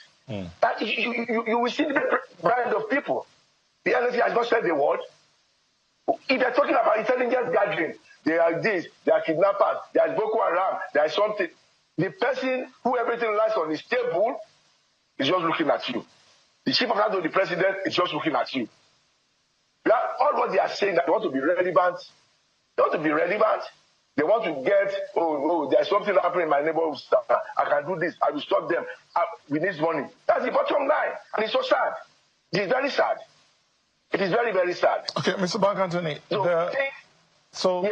we've heard the clamors of those who are pushing forward for indeed the Nigerian people pushing forward for the protest. And as we said earlier, there are those who are protesting against the protest. But be that as it may, now this demand for a better life, for good governance, the demands have been there. Yes, we've heard from the president's spokesperson saying the people of Nigeria have a right to protest. It's their given right. But what do you think the government should be doing? Is it about putting out palliatives, or, as you said, you don't agree with palliatives, or bringing the cost of food rises now 50%, and of course, the minister said it, that the government knows that even that what they are sending out now is not enough.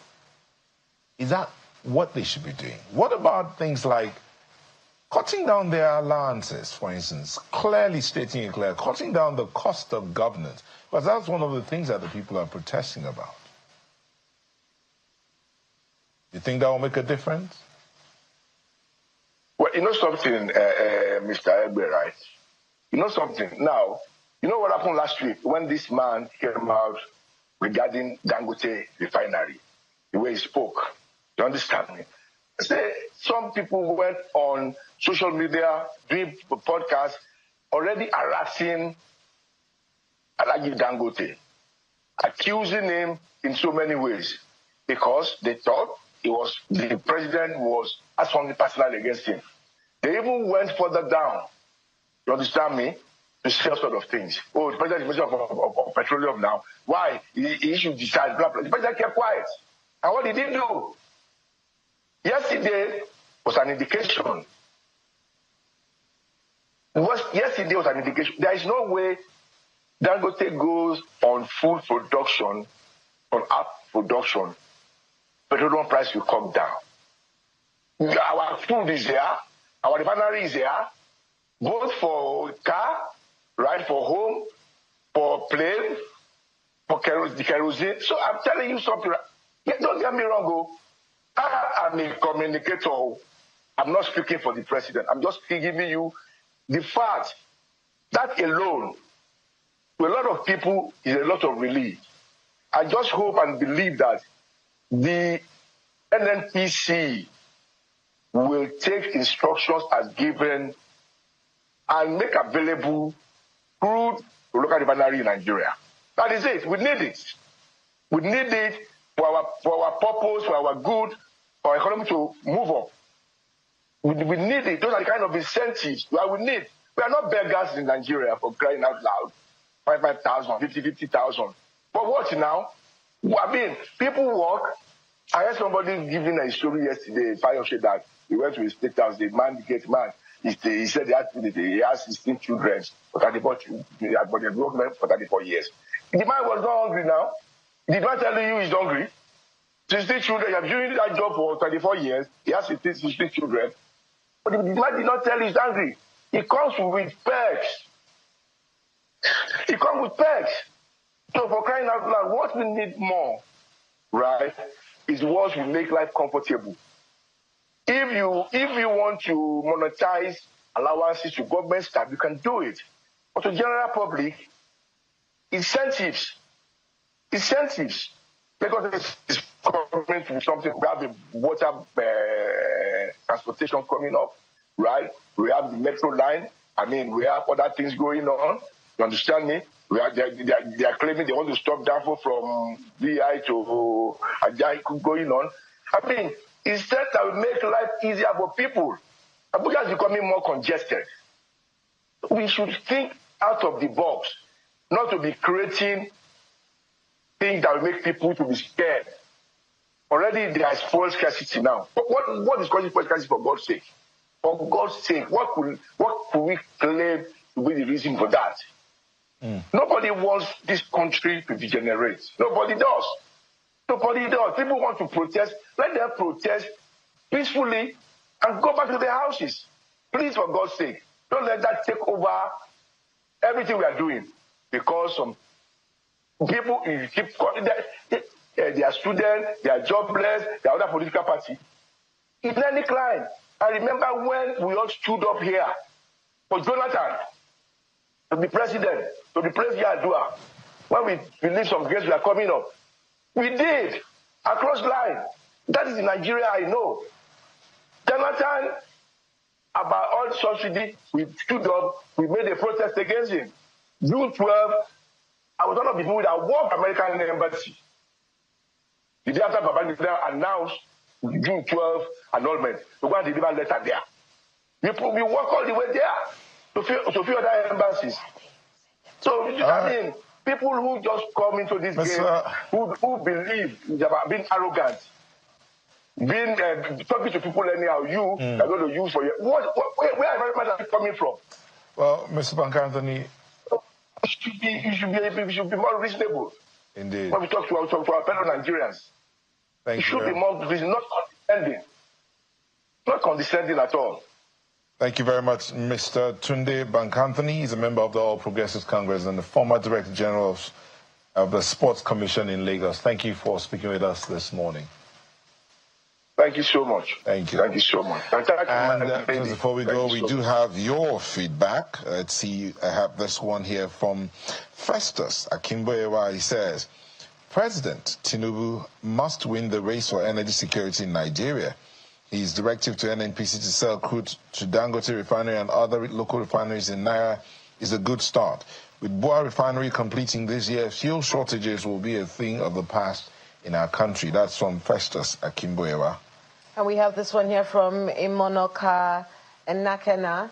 It says, crude oil exportation is responsible for the 90% of forex accruing to the Federation, since we're producing enough for exportation. Forex is needed for other foreign transactions. Where will government or CBN get them from? The bane of this government is that our fiscal policies do not tally with the reality on ground as an emerging economy. Well, there's this email from Kola Kayode, and he says, there is something we, the youth of this country, want to know. Is the government serving us or are they against us? The reason for this protest is more than hunger and hardship. The policemen are really frustrating the youth. For example, I was driving in Lagos taking my pregnant wife to the hospital. Getting to the entrance, there was serious construction work going on there. The road safety man directed me towards one way to drive one way, to park my car and look for another alternative to take my wife to the hospital. When I came back in the evening to move my car, I was intercepted by some thugs and policemen asked me to come down from my car. Asked them why, they said I'm on a one-way drive. They saw other vehicles, heavy-duty trucks. But before I knew it, I was tear-gassed and my car was taken away from me. Since April 15, up till date, I have not been able to retrieve my car. The policemen asked me to pay 350K or they will take me to court. And if I get to court, I may not see me again. Please, what kind of country is this? I have been in court with them until now. Accusers have not brought evidence to court. Unknown to them that I am the youth president in my local government area. And this is why we want to protest. We are not benefiting from the government, and the government is still frustrating us. We will protest and we will defend ourselves. That's from Kola Kayode. Unfortunate. That we have this one here from Isa Momo, and it's titled End Bad Governance Protest. Can we pinpoint when bad governance started and do a comparative analysis of this bad governance by regime, period, and level? How does a protest end bad governance? If by the end of the 10 days earmarked for the protest, it's felt that bad governance has not ended, what would the protesters do? The only democratic way to end a government is by election. Well, finally, we have this one from DC Eyewitness on police arresting boys with placards in Lagos. It says, I saw those two boys about 4 p.m. at the Monarch Event Center holding black board that stated Hunger Day. Why will police arrest them? The police are always the problem in every protest that leads to loss of properties and anarchy. Just like NSAS, despite all their misconduct, yet they claim to be our friends. Agboro arresting peaceful protesters. When masses started attacking the police stations like 1997 protests during Abacha, their wives will start shouting on media. I mean, that is very unfortunate. And I think, yesterday we had that conversation where we're saying, look, it's a peaceful protest. If there are people who are being peaceful and you notice that, because we saw people being arrested by touts, if they're not disturbing the peace, if it's just people going about holding their placards and you see people arresting them, let us know. I think that's what's happened here, a few people. So that's something that needs to be checked. So we do not have people arresting people arbitrarily on some kind of directive or whatever? People are not citizens arrest. It's only the police that can arrest. But be that as it may, let's know this. We love our country, and I'm sure everybody loves this country because this is the only country they have. I want to thank you for letting us be a part of your morning. Go out there, be your best. Do not cause any trouble. Even if you do want to protest, be your best and work for the good of this country. So we'll bring another edition of the program. I'm Neo Taigbe. Thank you for watching. And remember, the countdown is on. Remember, do not destroy anything. It just lends to those bad voices. I'm Kayla Nagwa.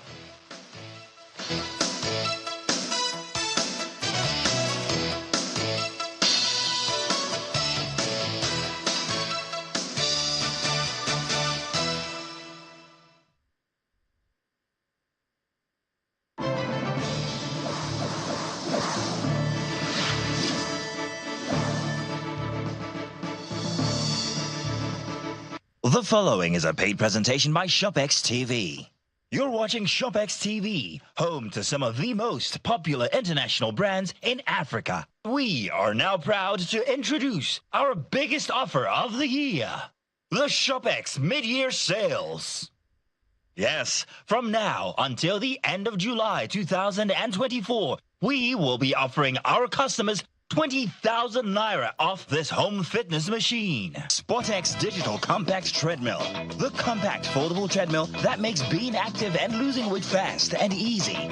Just unfold it and walk, jog, or run. And when you're done, just fold it and store it away. You get the SportX Digital Compact Treadmill system complete with a rugged commercial-grade traction belt, large LCD multifunctional display that displays speed, time, distance, calories, and has 12 different exercise programs, as well as a magnetic safety key. The SportX treadmill has really helped me get back in shape after childbirth. You would normally pay up to 400,000 Naira for the SportX compact digital treadmill. But call the number on your screen now or scan the QR code and get the SportX compact digital treadmill for just 380,000 Naira, saving you 20,000 Naira. Incredible! Call the number on your screen now to place your order. The proceeding was a paid presentation brought to you by ShopX TV.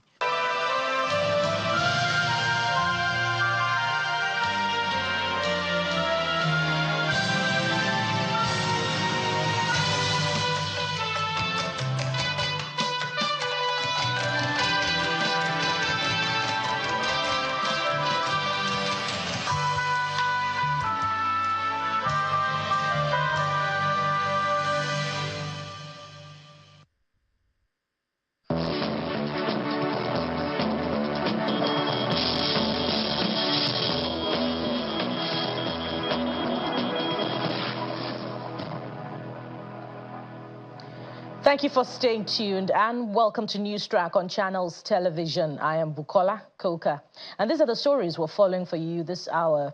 Starting with security and from the southeast, where the Imo State Commissioner of Police, Aboki Danjuma, has strong